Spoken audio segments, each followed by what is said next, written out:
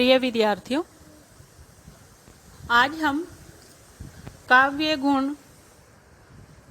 के अंतर्गत 3 प्रमुख काव्य गुणों का अध्ययन करेंगे। इससे पूर्व हमने काव्य गुण से क्या अभिप्राय है, विभिन्न आचार्यों ने कितने कितने काव्य गुण माने हैं और उन्होंने काव्य गुण को किस प्रकार अभिव्यक्त किया है, इसका अध्ययन हमने किया था। इसी श्रृंखला में हम आज प्रमुख 3 काव्य गुणों का अध्ययन करेंगे। वैसे तो अनेक काव्य गुण हैं, परंतु प्रधान जो 3 काव्य गुण हैं जिनमें सभी गुण समाहित हो जाते हैं, उन सभी का समावेश इन 3 गुणों में हमें मिलता है। तो आज के इस वीडियो में हम काव्य गुण का अध्ययन करेंगे।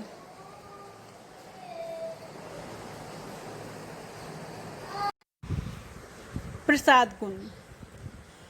प्रिय विद्यार्थियों, प्रसाद गुण से तात्पर्य है स्पष्टता, स्वच्छता, यानी कि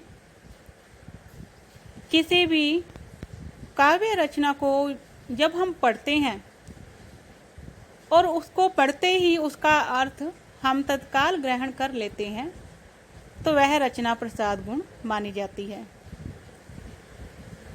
जैसे कि अगर जल स्वच्छ है तो उसके भीतर का संपूर्ण दृश्य हम देख सकते हैं। उसी प्रकार से प्रसाद गुण युक्त रचना भी जल्द ही हम उससे अर्थ ग्रहण कर लेते हैं। अर्थात जब बिना किसी विशेष प्रयास के काव्य का अर्थ स्वतः ही स्पष्ट हो जाए, तो वह रचना प्रसाद गुण युक्त मानी जाती है।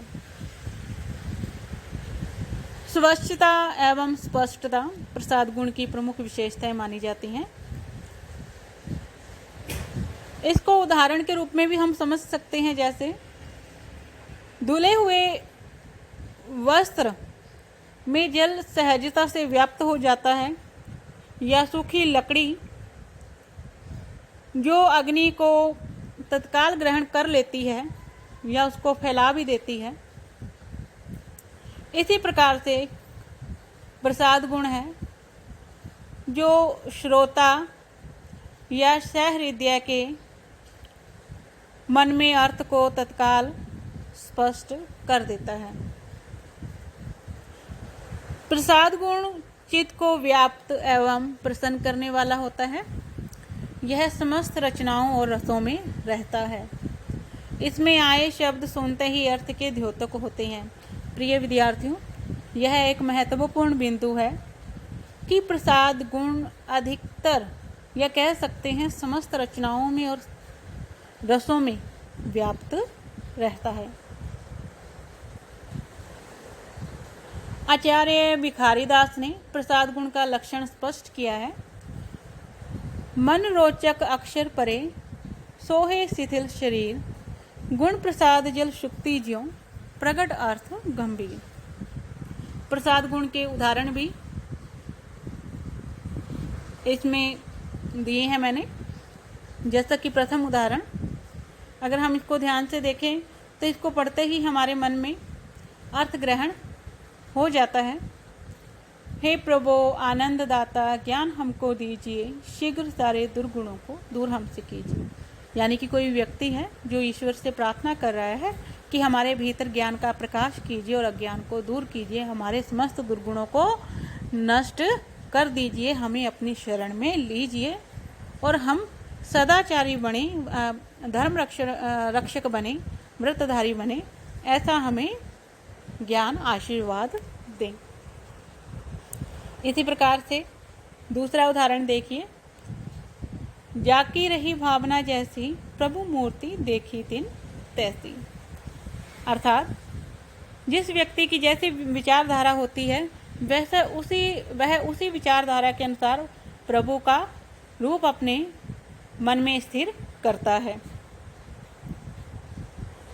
अब है दूसरा गुण ओज गुण, नाम से स्पष्ट है, ओज उत्साह वीरता से युक्त।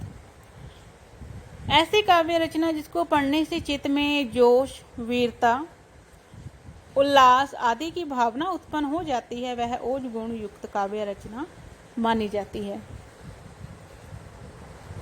गौड़ी रीति की तरह इसमें संयुक्ताक्षरों, टय वर्गीय वर्णों, समासिक पदों, रैफ युक्त वर्णों का प्रयोग अधिक किया जाता है। तो यह भी एक महत्वपूर्ण बिंदु है प्रिय विद्यार्थियों कि ओज गुण कौन सी रीति में विद्यमान रहता है, गौड़ी रीति में। द्वितीय, इसकी पहचान क्या है? ओज गुण में संयुक्ताक्षरों का प्रयोग किया जाता है, खासकर टय वर्ग, टय ठय डै ढै वाले वर्णों का यहाँ प्रयोग किया जाता है, समासिक पदों का प्रयोग किया जाता है, रेफ युक्त वर्णों का प्रयोग इसमें अधिक किया जाता है। वीर, रौद्र, भयानक, विभत्स आदि रसों की रचना में ओज गुण ही अधिक पाया जाता है।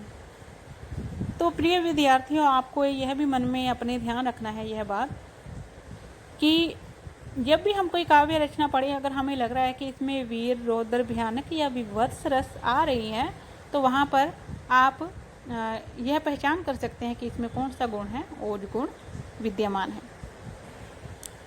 आचार्य भिखारी दास ने इसका लक्षण इस प्रकार प्रकट किया है। उद्दत अक्षर जह बरे, सैकट युक्त युत मिलियाई, ताही ओज गुण कहत है, ये प्रवीण कबीराई। उदाहरण भी यह दिए हैं, आप इन उदाहरणों को देख सकते हो। जैसे कि चिकरही दिग्गज डोल मही, अही लोल सागर खर भरे, मन हरख सम गंधर्व सुरमणि, नाग किन्नर दुख टरे। अगर आपने ध्यान से देखा होगा तो इसमें ढ ट यह वर्ण इसके अंदर अधिक है, संयुक्ताक्षर है, जैसे दिग्गज में, चिकरही में, गंधर्व में, किन्नर में।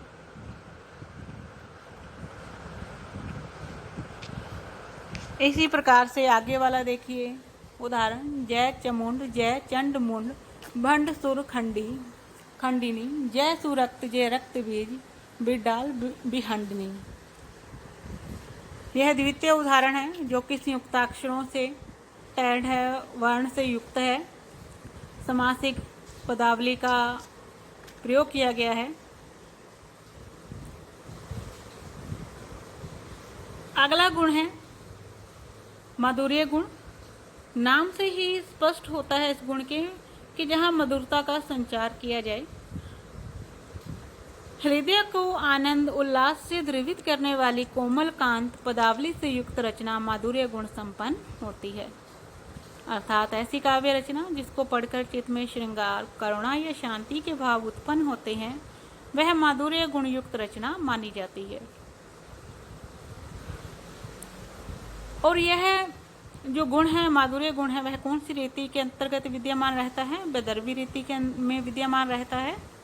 और इसमें संयुक्ताक्षर, टय वर्गीय वर्णों, समासिक पदों का पूर्णतः अभाव पाया जाता है। तो यह एक महत्वपूर्ण प्रश्न है, आपसे यह प्रश्न पूछ सकते हैं कि माधुर्य गुण की प्रमुख पहचान क्या है, या क्या माधुर्य गुण में संयुक्ताक्षरों, टय वर्गीय वर्णों, समासिक पदों का प्रयोग किया जाता है? तो यह आपको प्रमुख बातें ध्यान रखनी है। श्रृंगार, हास्य, करुण, शांत आदि रसों से युक्त रचनाओं में माधुर्य गुण पाया जाता है। यहाँ पर प्रिय विद्यार्थियों रसा लिखा हुआ है, तो यहाँ पर रसों आएगा।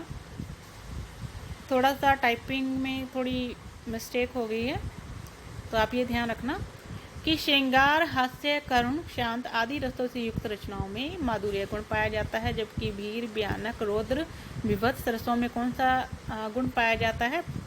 ओज गुण पाया जाता है। और प्रसाद गुण सभी रसों में विद्यमान होता है। आचार्य भिखारी दास ने इसका लक्षण इस प्रकार प्रस्तुत किया है।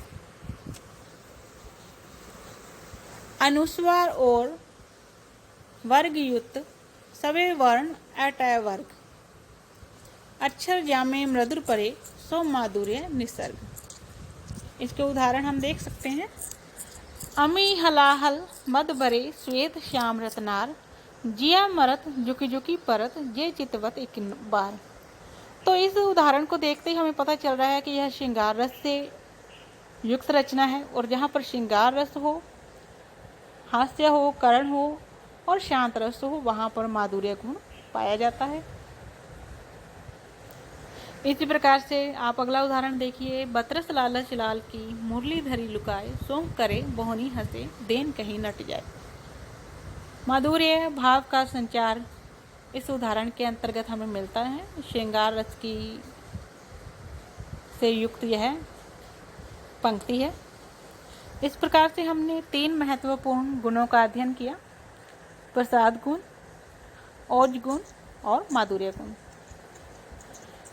इससे संबंधित PDF आपको ग्रुप में भेज दी जाएगी, और एक असाइनमेंट आपको दिया जाएगा प्रिय विद्यार्थियों, जिसको आपको जैसे ही असाइनमेंट बनेगा आपको ग्रुप में सेंड कर दिया जाएगा, जिसको आपको भरकर जमा करवाना है।